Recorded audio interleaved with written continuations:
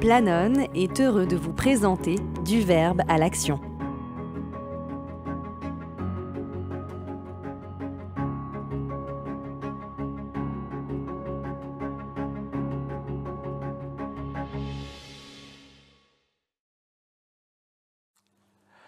Bonsoir à tous, bonsoir à toutes. Quel plaisir de vous retrouver pour une nouvelle émission, votre émission préférée du verbe à l'action, en effet, où nous réunissons des univers différents et on passe de très très bons moments de débat, en effet. Je vous présente ceux qui nous accompagnent ce soir. Vous le connaissez forcément, vous avez forcément lu un de ses livres. On est ravis encore une fois, toujours en direct évidemment, d'accueillir Bernard Werber. Bonsoir Bernard Werber. Bonsoir Lionel. Plaisir de vous retrouver sur ce plateau.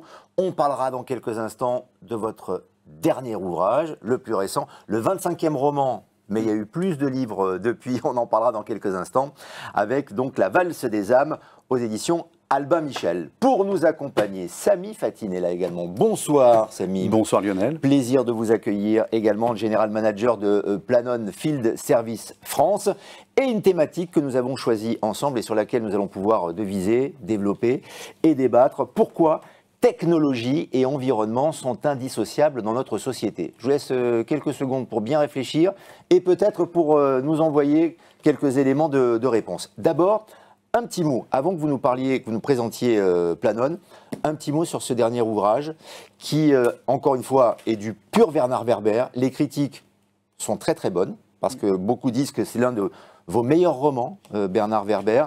Il y a évidemment toujours un peu de futurisme dans l'ouvrage. C'est un roman à la fois d'amour et d'aventure. Est-ce que vous pourriez le pitcher en quelques minutes ?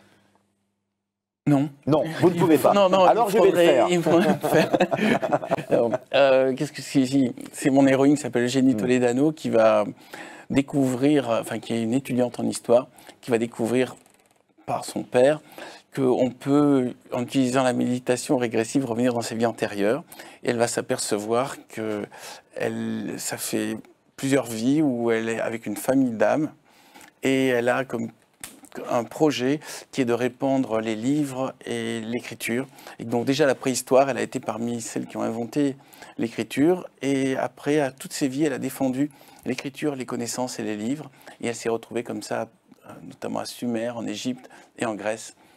Et du coup, de nos jours, on s'aperçoit que cet enjeu pour les livres et pour les connaissances, de manière générale, pour la diffusion de lumière, n'est pas un combat gagné, parce qu'il y a des forces de l'obscurantisme en face, et qu'il y a les forces de l'ignorance aussi, et qu'il faut à nouveau rappeler aux gens des vérités qu'ils ont oubliées, et puis surtout, il faut connaître réellement ce qui s'est passé dans le passé pour pouvoir ne pas refaire les mêmes erreurs. Ce qui veut dire que, et on en vient à notre débat, tout n'est pas technologie, encore que aujourd'hui, avec l'évolution de notre société, on pourrait le penser. Mais vous démontrez le contraire. Vous écrivez notamment dans cet ouvrage que notre vie est influencée par l'hérédité, par le karma et par le libre arbitre. Donc tout ce qui est technologie ne nous influence pas dans notre vie aujourd'hui et n'influence pas l'environnement dans lequel nous vivons et l'avenir de notre planète qui est en difficulté, Bernard Werber. Les technologies, les outils en général, je veux dire, dès le moment où on a pris 2 silex et qu'on a commencé à les taper, on va dire que la technologie a commencé à apparaître dans notre monde, mais ne sont que des outils. Après, c'est les mentalités, c'est-à-dire c'est notre esprit qui va transformer un outil en usage bénéfique ou maléfique. Le feu, ça permet de cuire la viande et ça permet de détruire une maison. Le marteau, ça permet de construire une cabane et ça permet de fracasser un crâne. Et le nucléaire permet la bombe atomique et permet l'électricité. Après, est-ce que les gens qui ont inventé ces technologies sont responsables de la manière dont elles ont été utilisées? Je ne pense pas. Ce qu'il faut, c'est changer les mentalités pour que ces outils soient utilisés à bon escient. Mais même l'intelligence artificielle ou Internet, c'est fait pour connecter les gens et ça peut être utilisé pour diffuser des mensonges.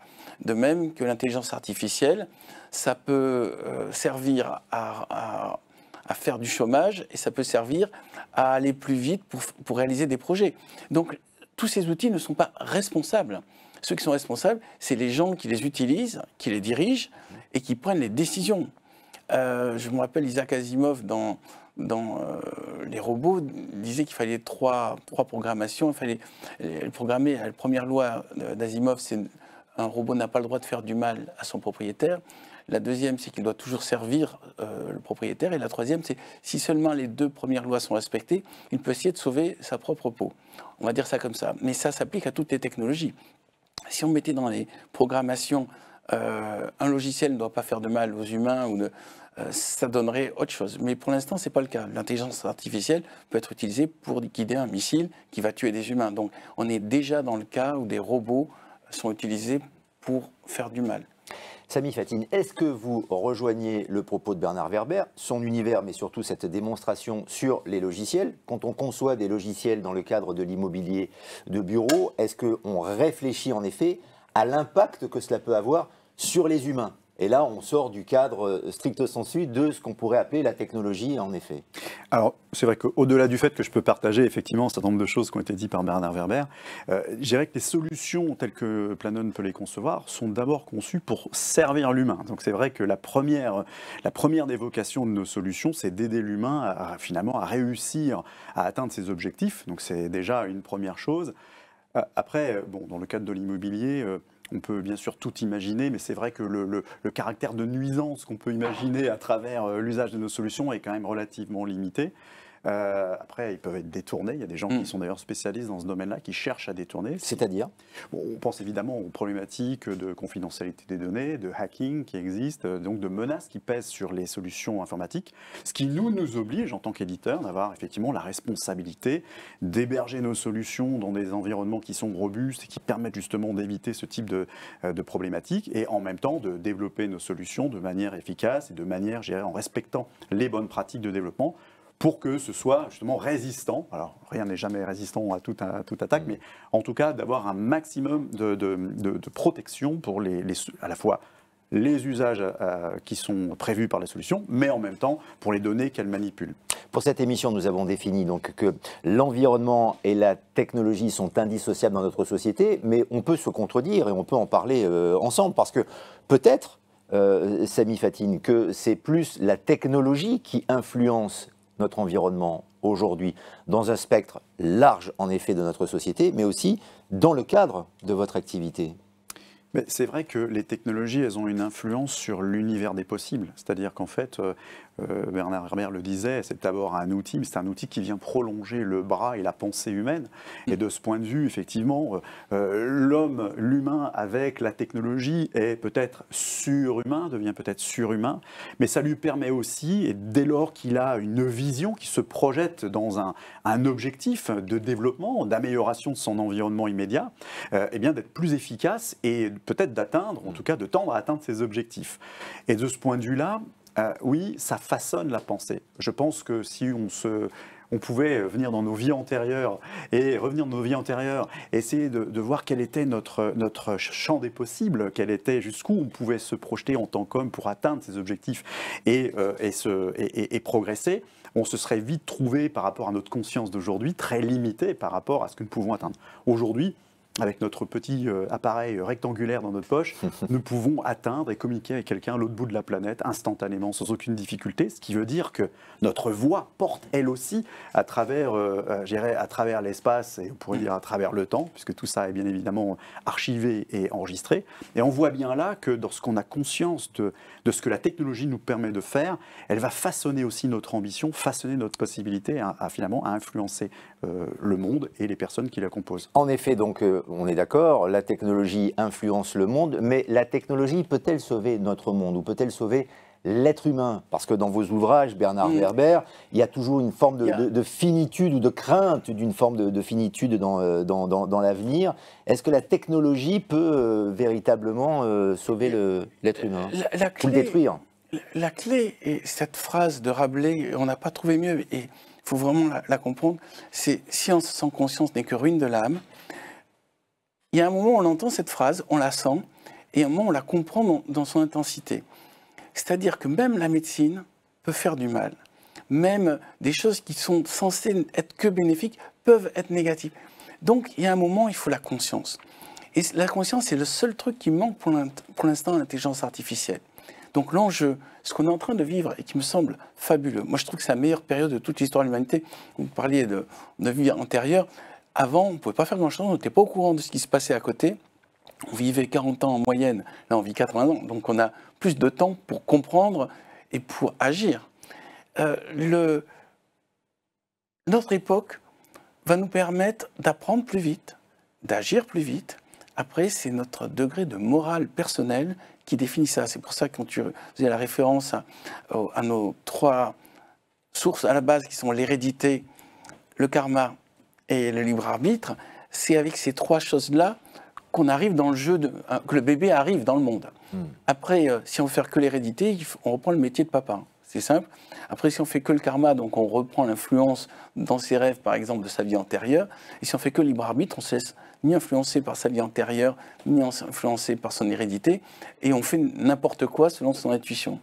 Mais cette période-ci va nous permettre non seulement d'utiliser la technologie pour décupler toutes nos possibilités, mais va nous permettre d'utiliser la technologie pour nous protéger de la technologie. C'est-à-dire qu'on va utiliser la connaissance, par exemple, peut-être dans vos immeubles, de comment on perd des calories ou comment on augmente le CO2 ou l'empreinte carbone. Et avec ces détecteurs, on va trouver des nouveaux matériaux qui vont être plus efficaces, qui vont être plus écolos. Donc, en fait, la science va nous sauver de la science. Mais après, il faut qu'il y ait une intention politique, il faut qu'il y ait une volonté presque populaire, c'est-à-dire qu'on se dise, après tout, on est prêt à renoncer un peu de notre confort pour laisser à nos enfants une planète viable. Et cet enjeu-là, qui n'est pas présenté, on ne présente pas les choses comme ça, c'est la clé du système. Est-ce qu'on est prêt à faire un peu moins vroom vroom avec sa voiture pour que l'air soit plus respirable pour nos enfants? Et cette chose-là, n'étant pas présentée, les gens se disent, ça serait bien que l'air soit plus respirable pour nos enfants, mais on ne leur dit pas, il va falloir que vous arrêtiez de faire vroom vroom avec votre voiture. Et que peut-être vous mettiez au vélo, peut-être que vous trouviez autre chose. Donc, vu que ce n'est pas présenté, vu que ce choix n'est pas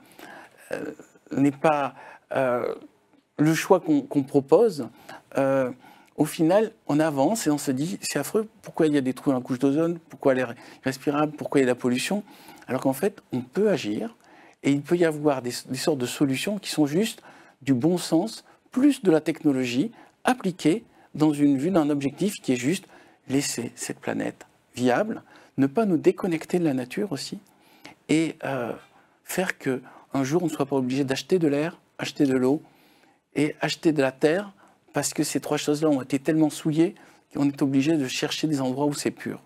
Mais je pense que Samy, vous fabriquez des maisons qui sont aussi de plus en plus écologiquement compatibles, et c'est ça, c'est le futur. C'est-à-dire qu'il y ait une volonté déjà de faire mieux que ce qui existait avant, de faire mieux que ce qu'ont eu nos ancêtres. Pour améliorer notre karma aussi, peut-être d'une certaine manière. Que fait Planol justement pour améliorer tout l'environnement des habitations, des immeubles, de l'immobilier de bureaux, pour que l'air soit plus respirable, pour que notre planète, si tant est que ce soit possible, s'améliore et que nos enfants, et peut-être les futurs collaborateurs et collaboratrices de Planon, puissent évoluer dans de bonnes conditions. Oui. J'imagine que vous avez forcément conscience de ça, c'est un pilier important. Je pense que c'est un point essentiel et je suis absolument d'accord avec ce qui vient d'être dit. Je pense que un des facteurs, je dirais, déterminants de ces dernières années, c'est qu'il y a eu une véritable prise de conscience à plusieurs degrés.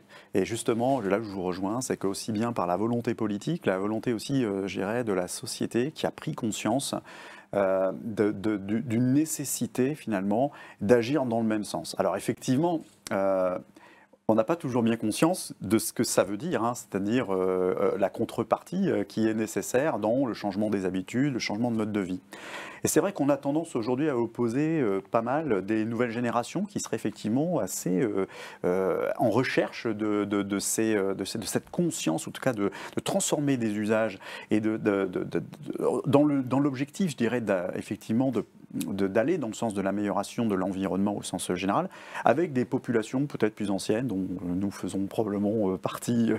Moi, je pense que ça n'est pas tout à fait vrai. Je pense que, en fait, nous avons juste pendant longtemps été assez inconscients de nos actes. Alors peut-être pas tout le monde, mais en tout cas le commun des mortels n'avait pas forcément conscience de l'impact, de l'empreinte. J'aime bien ce terme d'empreinte, hein, finalement, carbone ou autre chose, l'empreinte de notre civilisation sur notre planète. Nous-mêmes, en tant qu'éditeurs, à notre humble niveau, on a surtout développé des solutions de manière très opérationnelle, l'objectif étant de répondre à un besoin immédiat. Et pendant longtemps, je pense qu'il y avait relativement peu de vision, à part peut-être l'optimisation, d'être plus rentable, plus efficient, ça certainement, cette donnée financière, économique. Là, on voit qu'il y a un renversement total de tendance. Et ça, moi, je m'en félicite, en tout cas personnellement, dans la société dans laquelle je travaille. C'est qu'il y a aujourd'hui une vraie vision, un vrai propos. On parle même chez nous de management par intention. L'intention de contribuer à finalement cette amélioration. Mais n'est-il pas trop tard ? Alors, parce que là, il y a une conscience, une prise de conscience en effet, et une volonté de faire les choses. Ce ne sont pas que des mots, mais est-ce qu'on peut rattraper le retard dans lequel notre planète et notre univers se sont enfoncés? Alors, quand on lit un peu les publications dans ce domaine, qu'est-ce qu'on entend? Qu'est-ce qu'on voit émerger comme, peut-être pas consensus, mais comme idée un peu maîtresse? C'est qu'on ne reviendra probablement pas en arrière, mais en revanche, on peut certainement rester à peu près à ce que nous connaissons aujourd'hui. Alors, évidemment, aujourd'hui, ce n'est pas l'idéal, mais enfin bon, on ne va pas non plus être trop dramatique, la vie est quand même belle, on vit quand même encore dans un pays qui est très beau, sur une planète qui est encore très belle. On vit plus vieux, Bernard Werber le rappelait tout à l'heure. On vit plus vieux, mais surtout, notre environnement ne s'est pas encore dégradé de manière totalement, je dirais, invivable. Il faut relativiser, c'est sûr. Il y a un coût économique, il y a un coût social, il y a un coût... il y a certainement aussi, c'est vrai, des choses qui ont été perdues, mais... Je pense qu'on peut quand même grandement se satisfaire de conserver ce que nous avons aujourd'hui, ce que nous avons connu. Et puis c'est vrai que, si je fais un peu le lien avec ce que vous avez dit, Bernard, c'est que finalement, le travail de mémoire, il est quand même à notre échelle. Alors après, avec les systèmes de méditation, on peut régressive, on peut revenir à des mémoires antérieures, mais si on se limite à notre mémoire d'aujourd'hui, on peut finalement, c'est le monde que nous avons connu, les personnes qui naissent aujourd'hui naissent dans ce monde-ci, et c'est celui-ci qu'il faut préserver. Donc de ce point de vue, pour répondre à votre question, je pense que non, il n'est pas trop tard. Il existe des solutions qui permettent d'être efficaces, contribuer, et si en plus elles peuvent s'associer à une vraie vision, à une vraie prise de conscience, et je dirais à une acceptation sociale finalement d'investir dans notre futur commun, alors je pense qu'on peut encore véritablement atteindre notre objectif. Les animaux, les insectes, les fourmis, n'avaient-ils pas déjà conscience avant les êtres humains de ce dont on est en train de parler? Je précise d'ailleurs que depuis quelques jours maintenant, le jeu vidéo Les Fourmis, inspiré directement de votre ouvrage, évidemment, Bernard Werber. Non, mais c'est assez intéressant, effectivement, parce que si on peut passer par l'aspect ludique pour enseigner, pour permettre à l'être humain de comprendre les choses, pour favoriser un avenir plus clément, c'est formidable. Oui, merci. Mais, oui, mais. Non, il n'y a pas de oui, mais, il y a oui et. Puisqu'on parlait de bâtiments et d'empreinte carbone, les fourmis, notamment les fourmis des bois qu'on trouve dans nos forêts, ont trouvé un système d'architecture qui est en même temps aéré, qui est connecté à de l'eau en dessous et qui fonctionne de manière à ne pas abîmer l'extérieur. Mais les fourmis sont sur Terre depuis 120 millions d'années, nous sommes sur Terre depuis 3 millions d'années. Même si nos villes font plus d'impact sur la nature, on peut, à leur niveau, les fourmilières ont trouvé un système dans lequel, en fait, un système écolo qui fonctionne. Donc, je crois au biomimétisme. C'est-à-dire qu'il y a un moment quand on n'arrive pas à trouver des solutions, regardons comment les insectes, comment les animaux, comment les végétaux ont trouvé des solutions par rapport eux-mêmes aux problèmes de pollution, aux problèmes de comment trouver de l'eau pure, comment arriver à créer une synergie avec les autres formes de vie. Il y a une chose qui est importante, c'est ne pas oublier qu'on est des êtres vivants connectés à un système vivant, à une planète vivante. Et quand on fait des maisons en béton avec du sol en goudron, on se coupe de la nature. Et au bout d'un moment, nos pieds ne touchent plus cette terre que nos ancêtres ont foulée. Et on a oublié qu'on était des animaux. Moi, je dis souvent, quand les gens sont stressés, je leur dis, allez vous promener en forêt.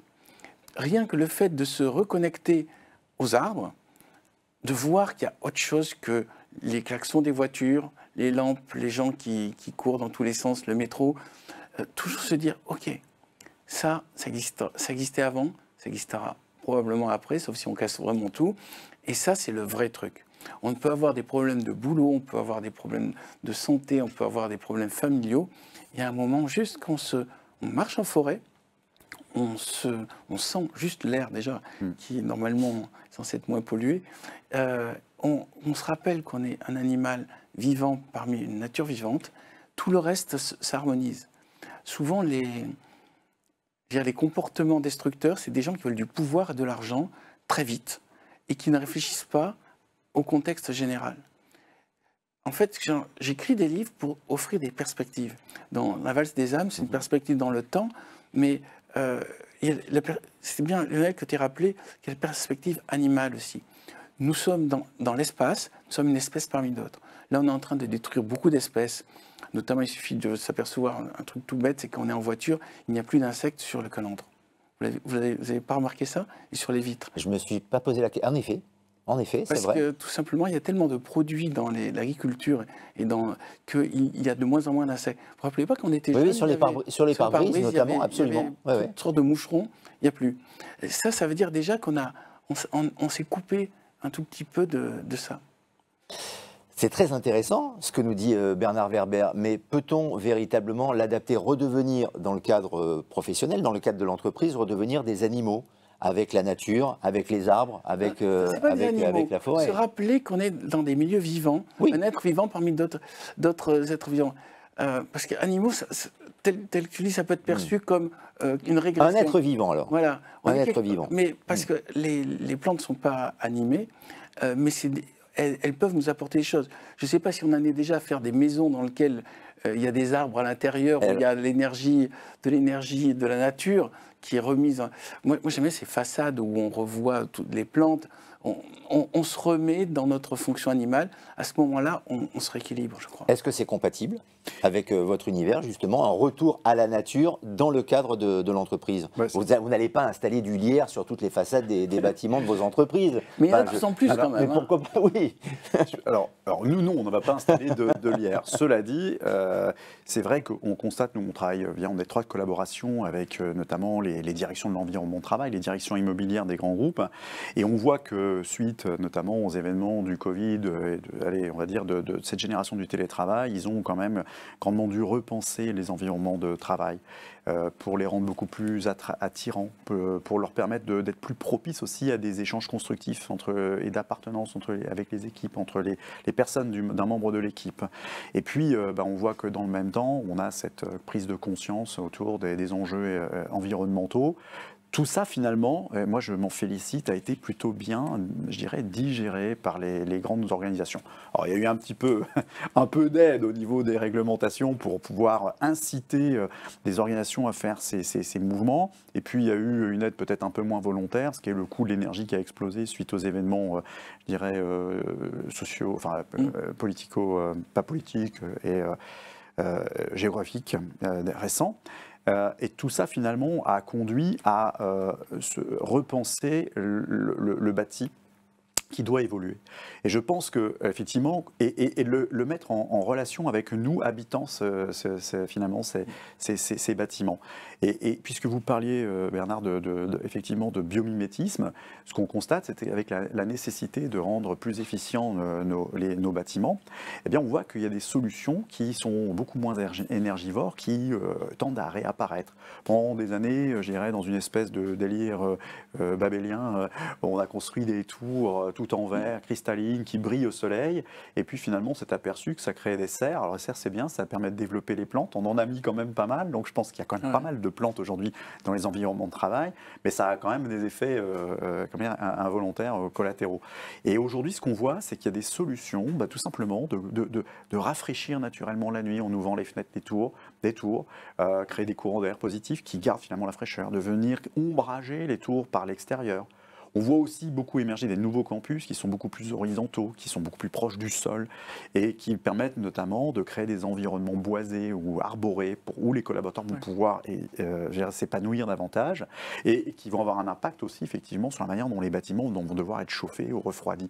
Donc on voit quand même qu'il y a comme une sorte de retour à une forme de bon sens et qui en même temps vient réintroduire cette notion de qualité de vie au travail, de démarche, je dirais. Finalement, on parle de nous, ce sont des barbarismes, RSE, de ces enjeux socio-économiques, finalement, de responsabilité sociale, qui finalement remettent de l'humain, remettent de la nature et remettent du sens dans la manière dont on consomme cet environnement de travail. Ce que vous décrivez, Samy Fathine, est-ce que dans un monde idéal, si toutes les entreprises l'appliquaient véritablement, est-ce qu'on pourrait sauver l'humanité ? On pourrait en tout cas fortement y contribuer. C'est vrai qu'on a du mal, on ne perçoit pas toujours bien que finalement l'immobilier c'est le deuxième, je dirais, producteur de CO2 dans le monde après le fret international. Et quand on perçoit ça et qu'on se rend compte de l'échelle, on s'aperçoit que ce que nous faisons, effectivement, dès qu'on commence à intervenir sur notre environnement de travail, et l'environnement de travail, mais aussi les bâtiments, puisque le grand public est amené aussi à contribuer à sa manière sur les habitations, eh bien on voit qu'il y a un impact, il y a immédiatement un vrai impact. Les petites rivières font les grands ruisseaux. Là, on parle quand même déjà beaux ruisseaux qui vont faire des beaux fleuves et pourquoi pas des belles mers. Et je pense que oui, si le monde avait les moyens et pouvait et prenait la décision de réellement agir dans ce domaine, alors on n'atteindrait peut-être pas l'objectif, mais en tout cas on y contribuerait fortement. Et puis il n'y a pas que l'immobilier qui doit contribuer, donc c'est ouvrir la voie. Cette émission va bientôt s'achever, ça passe trop vite, mais je vais vous laisser le mot de la fin. Bernard Werber, vous qui avez toujours une vision, j'ai envie de dire un coup d'avance sur tout le monde, on le voit dans vos ouvrages. Non, mais c'est vrai, c'est pas de la flagornerie, véritablement. Vous avez une vision avec du bon sens et beaucoup d'imagination en effet. Vous la voyez comment la société de demain ou d'après-demain ? Je pense que la solution des grandes cités de type Shanghai, New York, où ce qu'on voit n'est pas une solution du futur. Il va falloir faire des structures plus petites, connectées, et plus des grandes, comme des tas de petits villages qui sont connectés, et non plus des énormes cités dans lesquelles on est complètement coupé de la nature. Il y a un moment... On ne peut pas être des foules entières à se précipiter dans le métro et à sortir comme ça, comme ces grands serpents qui dégorgent d'êtres humains. On ne pourra pas laisser un monde comme ça. Nos enfants ne peuvent pas s'épanouir là-dedans. Il y a un moment, il faudra trouver une manière de remettre la nature dans nos villes. Mais on va être forcé de le faire pour une raison très simple. C'est que, je regarde les actualités, inondations et incendies. C'est-à-dire la nature est en train de manifester qu'elle n'est pas contente en noyant les villes. Parce que je regardais ce qu'il y a aux États-Unis, ce qui se passe en Asie, et en faisant des incendies dans les forêts. Rien, un truc tout simple, mais Paris risque d'avoir une inondation de type 1910 parce qu'il y a le métro, il y a le fleuve, et qu'on a de plus en plus de pluie. Et il y a un moment, malgré tous les systèmes qu'on a l'impression qu'ils nous protègent, ils ne nous protégeront pas complètement. Je pense qu'on risque d'avoir je ne sais pas comment on appelle ça, la décennale. À ce moment-là, on s'aperçoit, en bétonnant partout, en mettant du goudron partout, en fait, on ne permet pas à l'eau de ruisseler. Et donc, du coup, on n'est plus dans un univers qui est adapté à la nature. Donc, l'avenir idéal, je le vois avec des petites structures connectées, plutôt que des grandes structures dans lesquelles on s'est complètement coupé la nature. Avec en plus le réchauffement climatique dont il faut tenir compte. C'était passionnant et c'est une émission que je vous invite à voir et à revoir si vous étiez avec nous en direct évidemment. Vous pouvez vous délecter évidemment de cette émission, mais aussi du dernier ouvrage de Bernard Werber aux éditions Albin Michel, La valse des âmes. Merci infiniment Bernard Werber d'être venu sur notre plateau. Cette émission s'achève, du verbe à l'action. Un prochain numéro très vite, très rapidement. Merci infiniment à Samy Fathine et à Planon, évidemment, qui contribuent aussi à un avenir meilleur dans les entreprises, notamment. Merci de nous avoir accompagnés et à très bientôt. Bonne soirée, bonne journée. Salut. Planon a été heureux de vous présenter Du verbe à l'action.